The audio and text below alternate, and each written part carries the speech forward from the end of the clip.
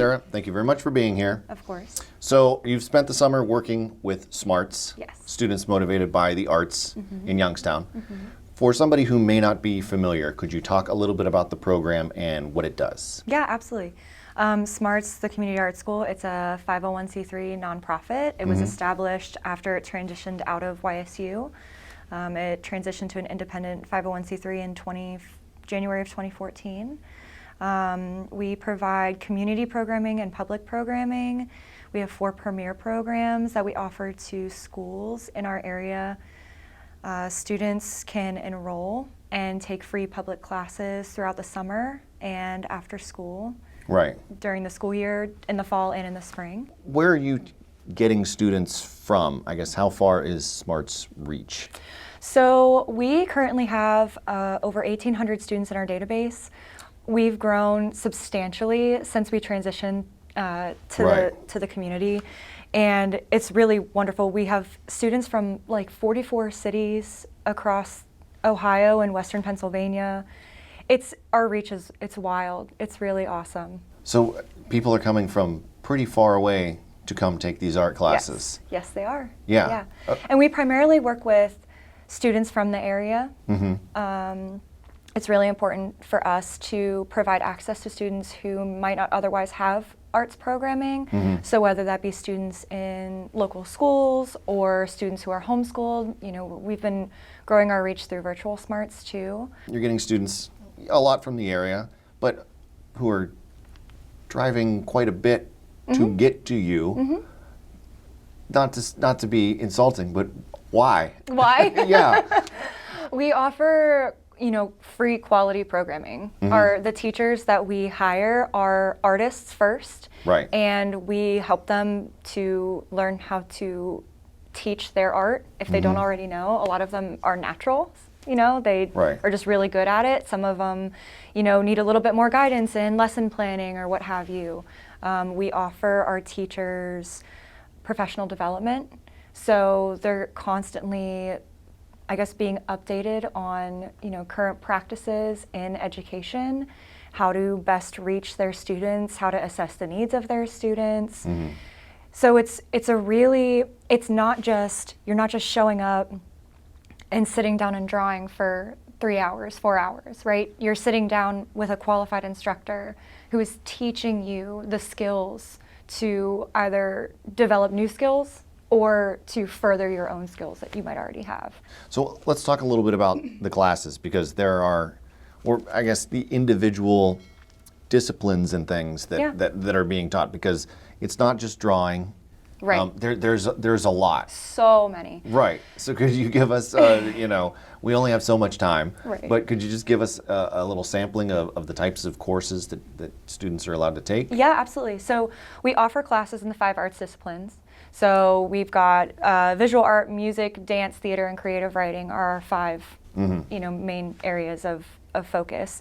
And I can talk about the programming from this past summer for a great example. Our public programming, we did everything from a ceramics course where students would come in and create these little sculptures, and then they came back 2 weeks later and got to paint and seal their sculptures to take them home.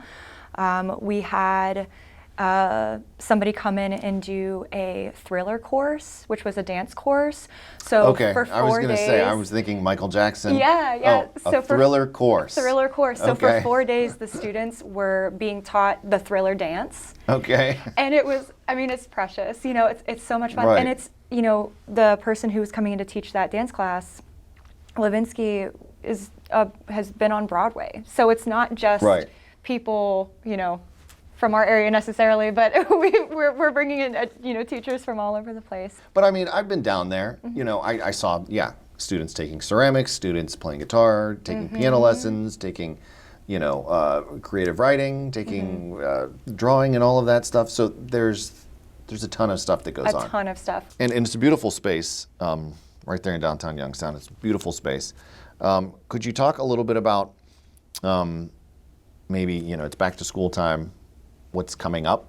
Yeah, absolutely. Or even just for some students or some parents who are listening who think that this might be something their child would be interested in, just how do they take part in, Yeah, absolutely. what are the deadlines and what's coming up? Yeah, for sure. So our public programming will start, our classes I think get announced in the middle of August. If you're interested in signing your children up, what you can do is go online to our website and enroll them. And what it's going to do is put your student in our database. And then when the classes are announced, you'll get an email. And then you can go back online and enroll based on the classes that are offered.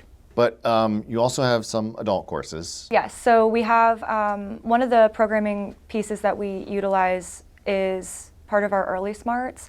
So about 2 weeks ago, for part of our summer programming, what we did was we had like family programming. So students who were too young to be at SMARTS by themselves, our PK students, they were able to come with a parent or guardian and still partake in these classes. So in that way, we're engaging, adults and families.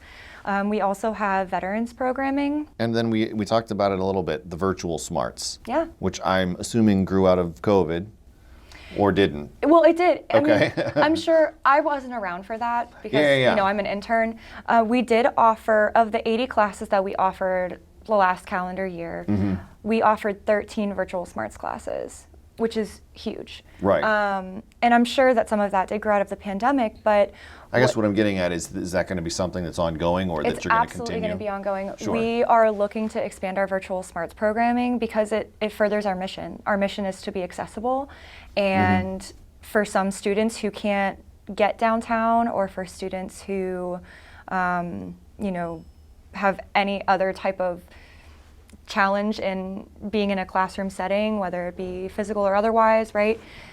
These students can still engage with other students their age, they can still be exposed to art, they can still learn. So all of that stuff is really important for us in our mission of accessibility. So what was so just a little background, you're a master's student. Yes. From Florida. Yes. From the area. Yes, so. Coming back up here to work at SMARTS during the summer. So I guess what was your experience like now that you're kind of wrapping up the summer? Any highlights or Oh, it was so anything? wonderful. We've had the busiest summer at SMARTS, truly. I came in at the beginning of May, from Florida where it was already nice and super sunny, and then came back and it was You brought it with you because so cold. It's been hot. It's been fine, I suppose, but Oh, okay. You think it's cold up here? it's just a little chilly. It's been 90 degrees and Okay. Yeah, but oh my goodness. yeah, Yeah. compared to Florida summer. Oh, sure, not the sure. same. Well, yeah, that's practically right. Okay. So Man, when I you've got got here some at the beginning thin of blood. I do. Right. When I got here at the beginning of May, the first big project that I was a part of was the Spring Arts Festival, which was a collaboration between the Rotary Club of Youngstown, SMARTS, and the Youngstown City Schools. Yes. And that was a 3-day festival, which was so much fun, and we got to showcase a bunch of art. After that, we prepped for public programming for the summer for the 4 weeks that we were doing. We also had our biggest summer fundraiser of the summer, the Joy of SMARTS, which was just a hoot. I mean, it was absolutely a so hoot. much fun. Did you go? No, I wasn't Oh there. my gosh, it was so much fun. It was so much fun. We had I have been, but I just wasn't there this year. Right. Yes. This year we had a collection of Jim Trafficant's artwork. Oh. Yeah. And Wow. we had auction, it was a silent auction, and we auctioned it off, and it was fun. We had over 175 people in the building. It took place right I down in have our to stop space. right there. Like, so I was not aware Jim Trafficant was an artist. Yeah. Is he what Prison art. medium? Like acrylic. Oh, okay. Yeah, acrylic on canvas. We auctioned over 200 pieces of art to fund, and all of that money that we fundraise goes towards our programming. So it was really fun. It was really successful. We all had a great time. 717 Credit Union. Business services designed to meet your daily needs. Commercial loans, business deposits, merchant and payroll services. 717 Credit Union. It's knowing you were treated right every time.